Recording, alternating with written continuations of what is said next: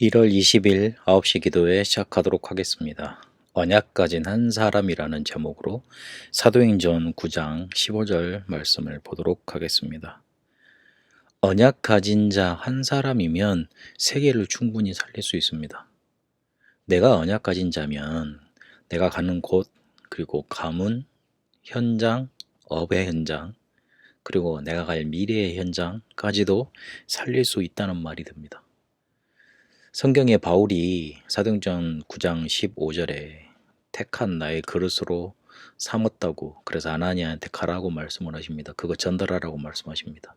아나니아가 그 언약을 주께로 받아서 바울에게 전달했는데, 바울이 로마 복음화의 발판을 깔고 지금 세계의 역사의 흐름을 완전히 반대로 바꿔놓는 그런 사람으로 쓰임을 받았습니다. 바울같이 대단한 사람이 아닌데, 그리고 성경에 그렇게 응답받던 사람들처럼 나는 그렇게 대단한 사람이 아닌데, 그들은 되게 많은 일을 한 것 같고 엄청난 능력을 가졌던 것 같은데 나는 그렇게 할 수 있겠습니까? 그렇게 질문할지도 모르겠습니다. 그러나 그 사람들이 쓰임받았던 원리만 보면 우리도 그렇게 응답받게 됩니다.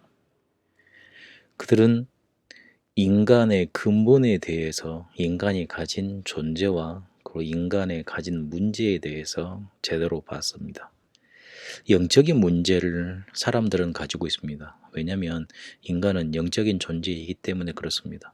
원래 하나님과 함께 하도록 만들어져 있는데 하나님을 떠나서 사단에게 사로잡혀 있고 죄 속에 갇혀 있습니다. 죄 지을 수밖에 없고 문제 일어날 수밖에 없고 재앙 당할 수밖에 없는 그런 환경 속에 살고 있습니다.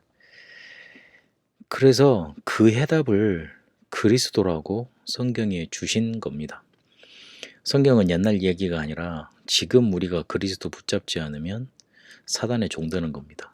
그리고 재앙받게 되는 겁니다. 그리고 지옥 갈 수밖에 없습니다.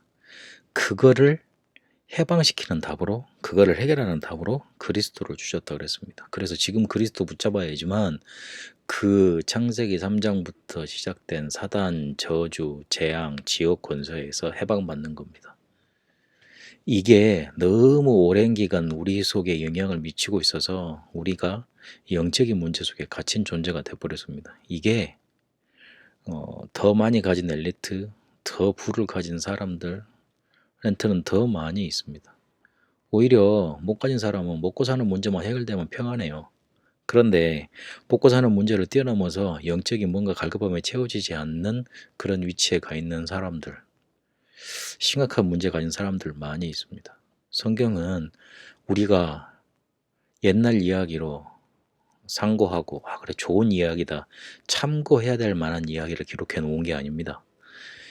우리 인간이 영적인 존재인데 그 영적인 존재가 가진 영적인 문제에 대해서 해답을 알려주고 계십니다. 지금 꼭 붙들어야 되는 복음, 곧 그리스도에 대해서 말씀하고 있는 겁니다.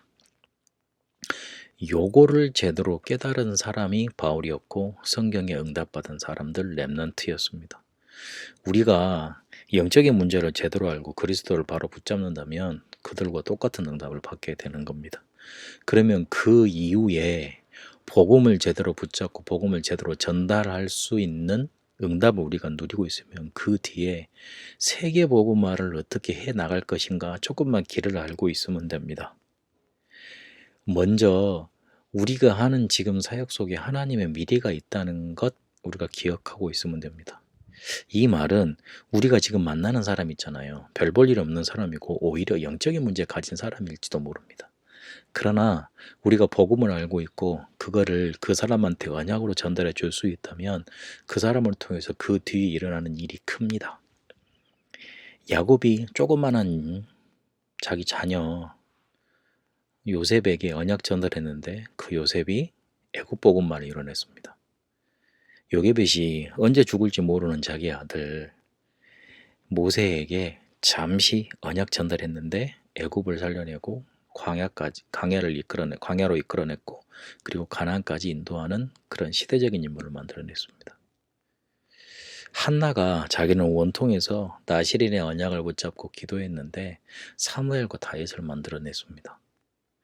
우리가 만나는 작은 제자 그리고 작은 렘넌트 그 속에 하나님의 미래가 담겨져 있습니다. 조금만 언약을 붙잡고 그들에게 전달하는 소통 누리면 됩니다.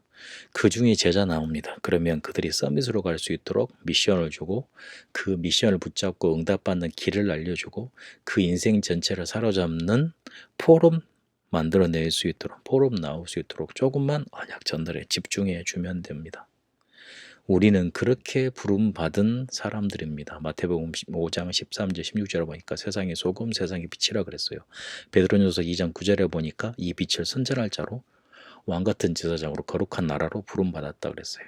그래서 조금만 이 사실을 알고 제자를 찾아서 서밋으로 만들어주고 그리고 언약, 우리에게 가까운 사람, 우리에게 붙여진 사람에게 언약만 전달해 주면 됩니다. 다시 한번 정리를 하면 우리가 지금 이곳에서 하는 세계복음화는 우리 하는 일을 통해 언약을 전달받을 자를 발견해서 조금만 우리가 가지고 있는 것 전달하면 됩니다. 그러면 그 사람을 통해 세계복음화의 발판이 만들어지고 또한 그 사람 또 다른 사람에게 전달이 되어져서 세계복음화 이루어지는 겁니다.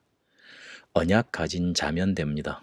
내가 언약을 붙들고 조금만 이 언약을 전달하는 축복 속에 인도받으면 됩니다.